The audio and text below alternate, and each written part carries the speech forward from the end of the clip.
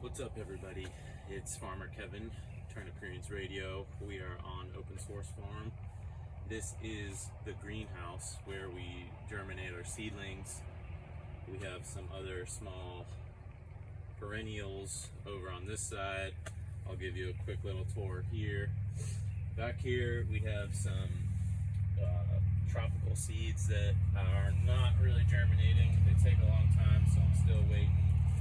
But there's carob, cassava,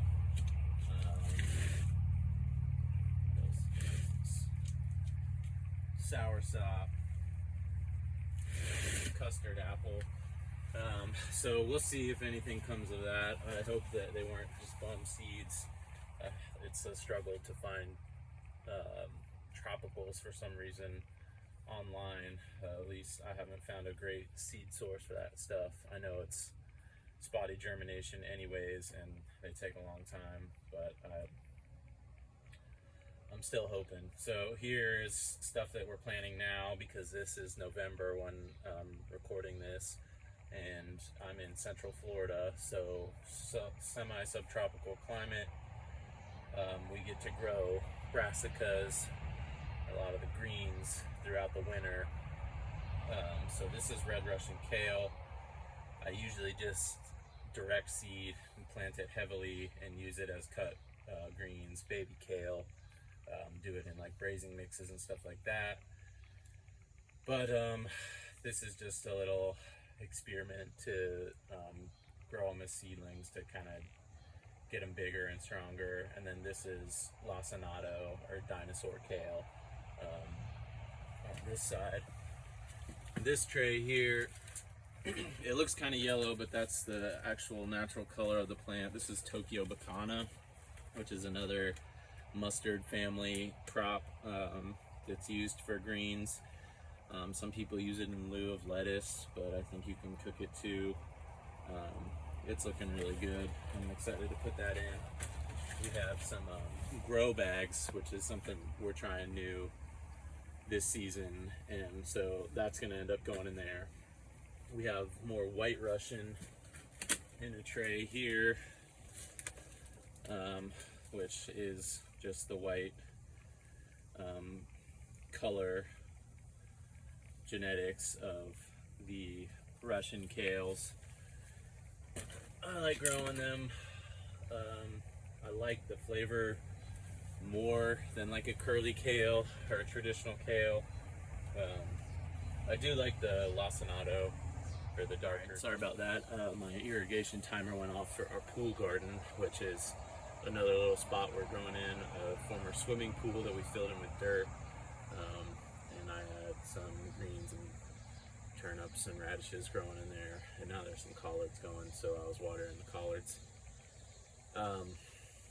But what else I got over here? Early flat Dutch cabbage. So I'm trying this out. It looks like it's doing pretty good. Not super great germination, but what did looks healthy. Let's see if I can bring this closer. So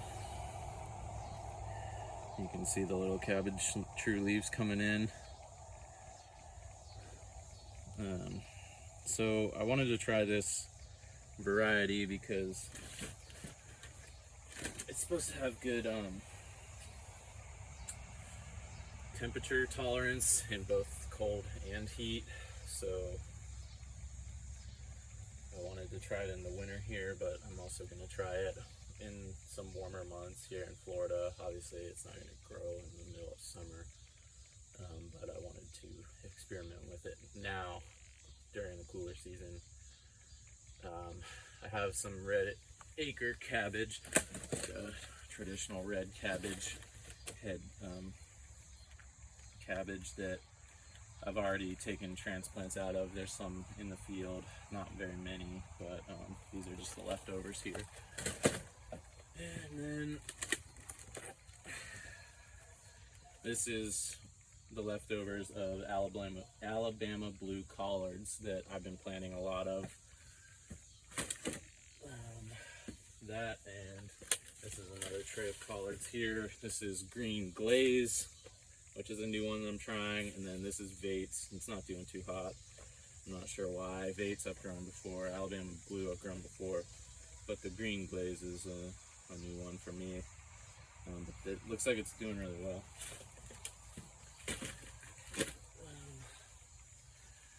Alright, so on this side over here, we have some stuff that got brought in. We had weather in the 40s last week, so I brought in some of the more sensitive to cold weather stuff, even though we knew we weren't really getting a frost.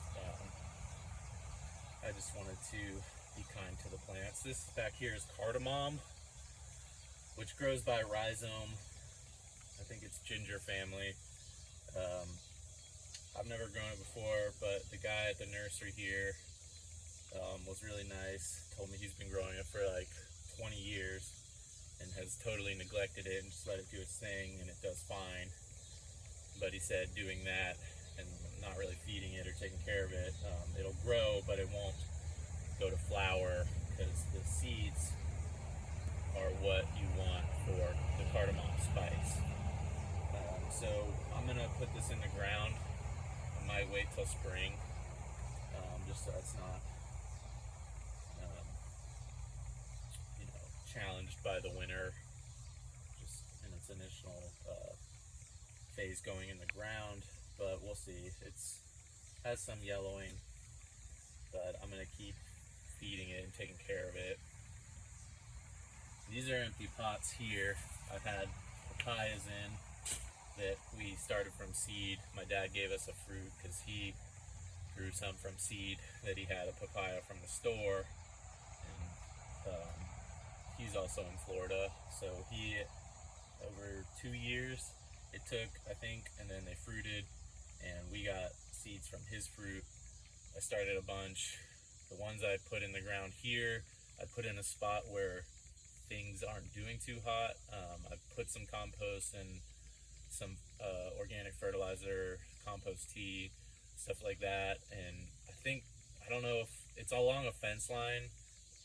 I'm not sure if someone sprayed Roundup in the past or something along that fence line, but I have pineapple there now that's starting to yellow, and I don't know what's going on, but the papayas didn't do great there. But we did have some transplants that went with my wife to her school because she's an ag teacher, in a greenhouse, and those just shot up real quick and got real big and healthy. So some of them came back here, but some of them stayed at the school for the kids and her class.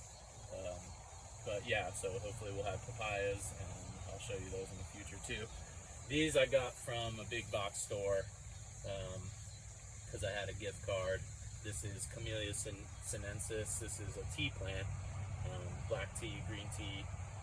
It's starting to flower. There's little buds on here. This one has an actual flower. I'll come bring this one to you.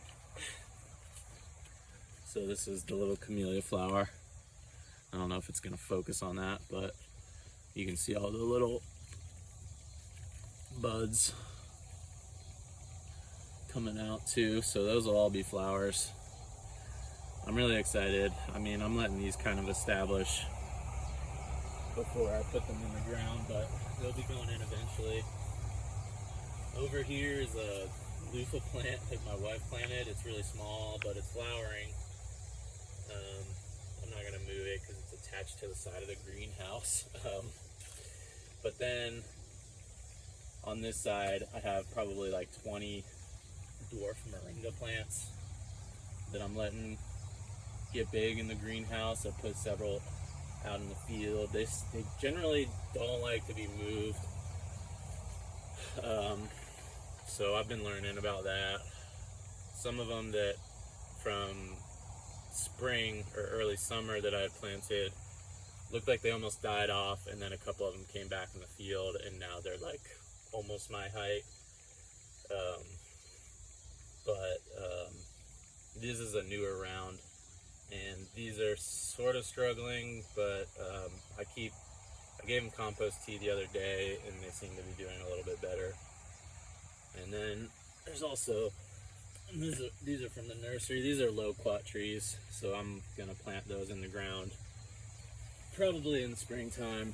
But once again, it just kind of depends on the health of everything. There's some random dill and cilantro and stuff, but that's going out of season, and those are just leftovers. So, yeah, that's what we got in the germination greenhouse now.